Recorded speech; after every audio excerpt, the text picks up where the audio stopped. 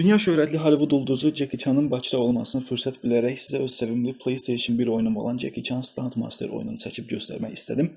Gördüyünüz kimi oyunu Android planşetimə yazmışam və eyni zamanda uzaqdan idarə olunan pul vasitəsilə oyunu qoşub çox rahatlıqla oynayıram.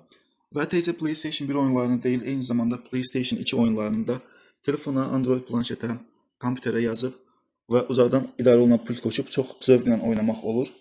Düzdür, mən normalda ingilis dilini müəllimiyəm və kanalımda ingilis dilinə aid videolar çəkib paylaşıram, amma bu oyunları necə quraşdırıb oynadığını da bilmək istəsəz, çəkib yükləyərəm. Kanalıma dəstək olub komment yazmağınız kifayətdir.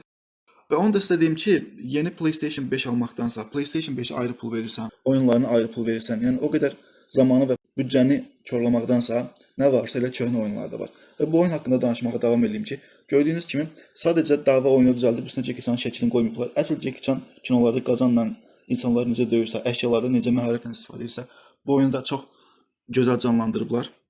Həqiqətən interaktiv oyundur, oynamağa dəyər. Bir də ki, oyunun qrafikaları da həqiqətən qəşəng qalıb. Çünki oyunun art direction'ını elə düzəldiblər ki, realizmi fokuslanmayıblar və stilistik bir art düzəldərək oyunu çox gözə gəlimli eləyiblər və oyunun qrafikaları demək olar ki, qocalmır.